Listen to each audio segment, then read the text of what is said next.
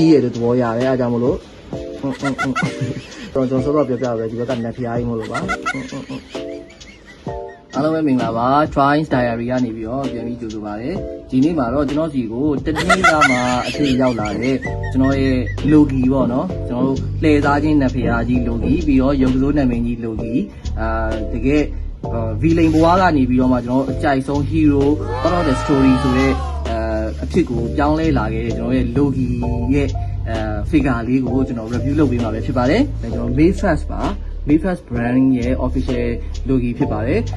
ဒီကောင်လေးကိုကျွန်တော်ရဖို့အတွက်ကတော်တော်ခက်ခဲနဲ့ရခဲ့ရတာဖြစ်ပါတယ်ပြီးတော့ဒီ figure ကကျွန်တော်အရန်လိုချင်ခဲ့တဲ့ figure တစ်ခုလည်းဖြစ်တယ်ဈေးလည်းတကယ်ကိုအတင်းတင်းနဲ့ပေးရတဲ့ figure တစ်ခုလည်းဖြစ်တယ်ပေါ့နော်ကျွန်တော်ဒီကောင်ကိုဒီ logo Mayfast logo ကိုကျွန်တော်မနှစ်ကလောက်ကတည်းကနေပြီးလိုချင်ခဲ့တာအခုမှပဲကျွန်တော်လက်ထဲကိုရောက်လာတာဖြစ်ပါတယ်အဲ့တော့ကျွန်တော်နဲ့အတူတူဒီ figure လေးကို review လေးအနေနဲ့ကျွန်တော်ကြည့်ကြည့်အောင် unboxing လုံးဝမဟုတ်ပါဘူးကျွန်တော်ဖောက်ပြီးပါပြီဘူးကိုလည်းဖောက်ပြီးပါပြီပြီးတော့ဓာတ်ပုံတွေလည်းရိုက်ပြီးပြီ post တွေလည်းလုပ်ပြီးပါပြီပြီးတော့တော်နဲ့အတူတူကျွန်တော်ပုံလေးတွေလည်းရိုက်ထားပြီးသွားပြီဖြစ်ပါတယ်ဒါပြန်ထည့်ပြီးတော့မှကျွန်တော်ပြန်ပြီးတော့ review အနေနဲ့လုပ်ပေးတာဖြစ်ပါတယ်ဒါကြောင့် unboxing မဟုတ်ပါဘူးပြီးတော့ကျွန်တော်တို့အရင်ဆုံးဘူးရဲ့အခြေအနေလေးကိုကြည့်ကြည့်လိုက်ရအောင်ပါဘူးကတော့ဒီအရှိမျက်နှာစာမှာကကျွန်တော်မြင်ရတဲ့အတိုင်းပဲဒီမှာ Avengers Infinity War ဆိုတဲ့ပုံစံပါတယ်ပေါ့နော်ပြီးတော့ logo ပြီးတော့ Mayfast ရဲ့ဒီကောဟွာတွေပါတယ်ဒီစိတ်တွေပါတယ် Adventure logo တွေပါတယ်ပြီးတော့ဒီဘေးမှာတော့ဒါကနှစ်လက်တက်ကနှစ်လက်ကိုကင်ထားတဲ့ logo ရဲ့တကယ်ခံရတဲ့ရုပ်တွေကိုမြင်ရမှာဖြစ်တယ်အနောက်မှာတော့သူ့ရဲ့ဒီဘက်မှာပါဝင်ပစ္စည်းလေးတွေနဲ့ accessory တွေနဲ့ပေါ့နော်ပြီးတော့ logo ရဲ့ပုံစံလေးတွေကိုပုံစံလေးပြထားဖြစ်ပါတယ်ဒီဘက်ချမ်းမှာလည်းဒါနှစ်လက်နဲ့ထောက်ခွက်ပြောင်းနေတဲ့ logo ရဲ့ပုံစံမြင်ရမှာဖြစ်ပါတယ်ဒီမှာမြင်ရတာကျွန်တော် Adventure Infinity War လို့ရေးထားတယ်ပေါ့နော်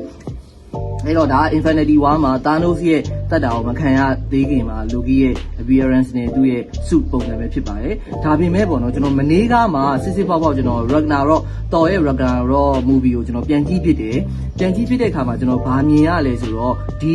ထဲမှာမြင်ရတဲ့ဒီ Infinity War suit က Ragnarok ရဲ့ဇာတ်သိမ်းပိုင်းမှာလည်းကပါခဲ့တဲ့ suit ဖြစ်ပါတယ်အဲ့တော့ Ragnarok တစ်ဝက် Infinity War တစ်ဝက်ပါတော့ brother တို့လည်းပြန်ပြီးတော့ကြည့်လို့ရတယ် Ragnarok မှာ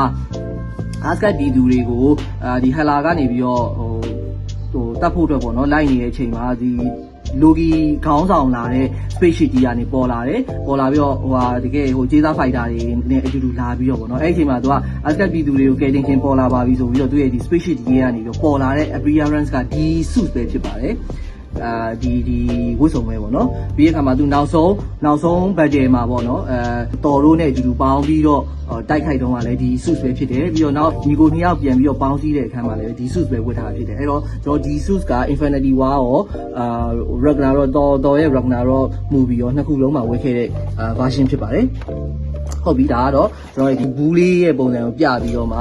ဒီ suit ကဘယ် movie လေးရလဲဆိုတာကိုကျွန်တော်နည်းနည်းလေးရှင်းပြတာပါကျွန်တော်တို့ဖွင့်လိုက်ကြမယ်ဘူးလေးကို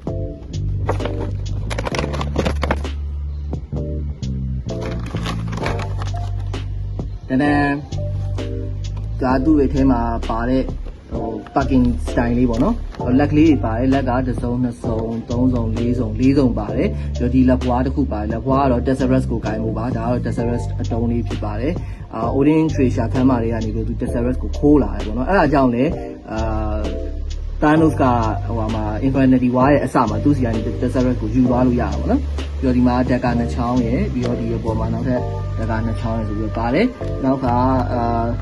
ခေါင်းကကြတော့မျက်နှာပြောင်ပြီးတော့ရည်နေတဲ့ခေါင်းတစ်ခုပါတယ်ရိုးရိုးခေါင်းတစ်ခုပါတယ်ပေါ့နော်ဒါလေးကိုထပ်ပြတော့ပေါ့ဒီတစ်ခုချင်းစီကိုတော့ဆွဲထုတ်လိုက်ဒါကတော့ figure ပါ figure ကိုကျွန်တော်တို့အရင်ကြည့်ကြည့်အောင်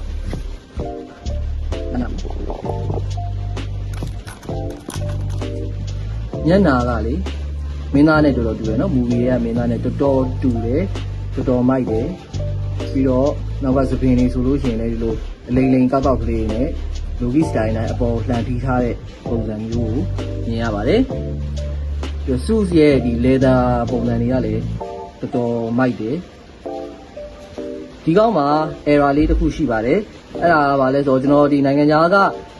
review တွေ YouTube က review တွေကြည့်တိုင်းလည်းအများနဲ့မြင်ရတာကဒီဘက်လက်မောင်းမှာဒီလိုမျိုးလုံနေရင်းနဲ့မှဒီလိုမျိုးကျွတ်ထွက်တတ်ပါတယ် အဲ့ဒါတော့သူ့ရဲ့ factory error ပါပဲစကလေးကသူကဒီလိုမျိုးကျွတ်ထွက်တတ်တဲ့ factory error တစ်ခုဖြစ်ပါတယ်ဒီဘက်လက်မောင်းကတော့မကျွတ်ဘူးပေါ့နော်ဒီ gate ပေါ့နောက်ကဝိယုံဆိုလို့ရှိရင်ဝိယုံကကျွန်တော်တော်ရဲဝိယုံနဲ့gate နဲ့ရှင်လို့ရှိရင်တော့တော်ရဲ gate လေးကပို့ပြီးတော့လှတယ်ပေါ့နော်ပြီးတော့အသားအဖြစ်နဲ့တော်ရဲ gate ကပို့ပြီးတော့နင်းနင်းညံ့ညံ့ရှိတယ်ဒီကောင်းရဲ့ logi ရဲ့ gate ကတော့ပါတယ်နည်းနည်းဖောက်ပြီးတော့မြင်ရတယ်အလင်းဖောက်တယ်ပေါ့နော်ဖောက်ပြီးမြင်ရပြီးတော့ပါတယ်ပြီးတော့နည်းနည်းလေးအသားကျန်းတယ်logi ဝိယုံကတော့အရန်ကောင်းတဲ့ထဲမှာတော့မပါဘူးပြီးတော့အထဲမှာပြေးထားတဲ့ wire line လေးကလည်းနည်းနည်းပပတိတိလေးဖြစ်တယ်ပေါ့နော်ကျွန်တော်ခံမှန်းမိတာကတော့ logi ကတော့ရဲ့ဝိယုံနဲ့စားလို့ရှိရင် logi ကလေးပေါ်မပြန်ဘူးလေနော်လေးပေါ်မပြန်တော့ဒီလိုမျိုးသူမတက်ရရတဲ့အနေထားပဲများသောအားဖြင့်ရှိနေမယ်ရှိတဲ့ခါကျတော့သူ့ရဲ့ဝိယုံကအခုလိုမျိုးအတွန့်ခောက်တွေနဲ့ဒီမတက်ရက်နေရတဲ့အနေထားပဲရှိမှဖြစ်နိုင်တယ်ပေါ့နော်အဲ့ဒါကြောင့်မို့လို့ဒီလိုအမြဲတမ်းတွန့်ခောက်နေရမှာဖြစ်တဲ့အတွက်ကြောင့်သူကပို့ပြီးတော့တွန့်ခောက်လို့ကောင်းတဲ့ဒီအသားကိုသုံးထားတယ်လို့တော့ယူဆရတယ်ပြီးတော့အဲ့လိုတွန်းခောက်အောင်မှာဖြစ်တဲ့အတွက်ကြောင့်အထက်ကဝါယာလိုင်းလေးကလည်းဝါယာကြိုးလေးကလည်းပပတိတ်တိတ်မြင်မြင်လေးမှာပဲပို့ပြီးတော့အဆင်ပြေမယ်လို့ယူဆရတယ်ပေါ့နော်အဲ့ဒါကြောင့်မို့ဒီလိုပဲသုံးထားတယ်လို့ကျွန်တော်ထင်မြင်လိုက်ပါတယ်အတွင်းကိုကြည့်လို့ရှိရင်လည်းအတွင်းသားတွေကဒီလေသာတွေကစမိုက်တယ်ပေါ့နော်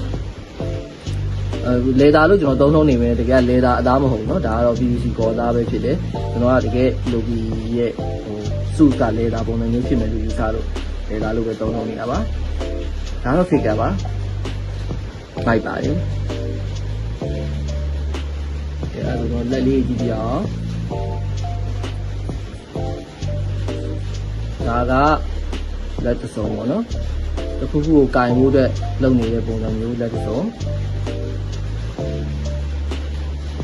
ဒါကကြတော့လက်သီးဒါပေမဲ့ရိုးရိုးလက်သီးမဟုတ်ဘူးဓာတ်ကင်ဖို့အတွက်လက်သီးဖြစ်တယ်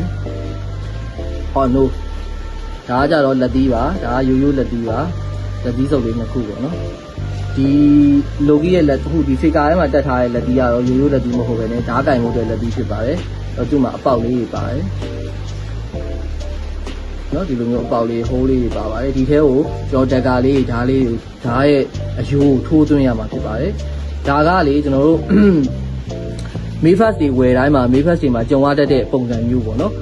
Mayfast မှာကအဲ့လိုဓာတ်တို့လက်နက်တို့ကိုကင်ဖို့အတွက်သူ့ရဲ့လက်မှာလေဒီလိုဟနေတဲ့လက်မျိုးတွေပေးထားလေးမရှိဘူးဒီလိုပဲတစ်ခါလေးဆုပ်ထားပြီးတော့မှအထဲမှာ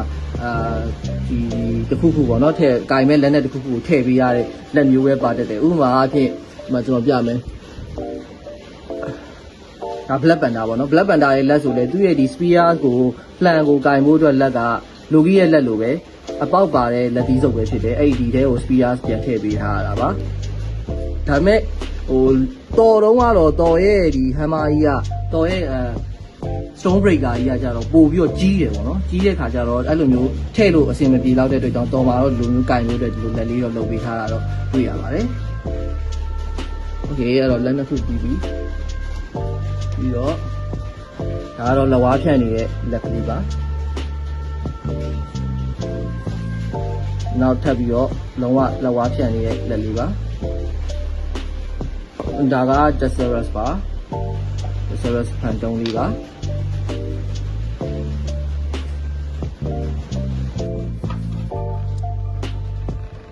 ဒါတမြောင်နှစ်ချောင်းပါဒီတမြောင်တွေကတော့အရင်ကတည်းကစခဲ့ကတည်းကကျွန်တော်အထင်ပေါ့နော်မှန်တယ်မှားတယ်တော့ဆုံးဖြတ်ပေးပါစရကတည်းကလာခဲ့တဲ့ဟို logi ကိုမြင်ခဲ့သမျှ movie တွေထဲမှာပါတဲ့တမြောင်ပေါ့နော်ကျွန်တော်ထင်တော့ဒါကAsgard ရဲ့ဟိုဟာ traditional တမြောင်ဖြစ်မယ်လို့ထင်တယ်နောက်ထပ်တမြောင်နှစ်ချောင်းပါသေးတယ်အပြာရောင်တမြောင်လေးပေါ့နော်အဲ့ဒီတမြောင်နှစ်ချောင်းကိုတော့ကျွန်တော်ဗမာမှမြင်ရတယ်ဆိုတော့ Ragnarok မှာပေါ့နော်သူတို့အဲ့ဒီ Grandmaster ရဲ့ဂျိုးပေါ်ကိုရောက်သွားတော့မှပဲအဲ့ဒီ movie ထဲမှာမှပဲဒီလိုတမြောင်မြင်ရတယ်ဘာလို့လဲဆိုတော့သူရဲ့ဒီတမြောင်ရဲ့ design နဲ့ color ရဆိုလို့ရှိရင်အဲ့ဒီ Grandmaster ရဲ့ဂျိုးပေါ်က technical ပုံစံမျိုးရှိလာတော့မပြောတဲ့ဘူးဒါကျွန်တော်အထင်လို့ပဲပြောရအောင်နော်ဒါ first တွေပါမှန်ရင်မှပဲမှန်မယ်အဲ့တော့တမြောင်ကတော့သူတို့နှစ်စုံပါပါတယ်၄ချောင်းပေါ့နော်၄ချောင်းပါပါတယ် logi ရဲ့တကယ်iconic weaponings ကဒီတမြောင်တွေပဲဒီနော်သူကအမြဲတမ်းနောက်ကျောကိုဓာတ်နဲ့ထိုးလေးရှိတဲ့လဲစားချင်းနတ်ဖျားကြီးဖြစ်တဲ့အတွက်ကြောင့်တကယ်မပြောင်းအောင်ဖြစ်တဲ့အတွက်ကြောင့်သူ့ရဲ့ iconic weaponings ကတမြောင်တွေပါ okay ဒါ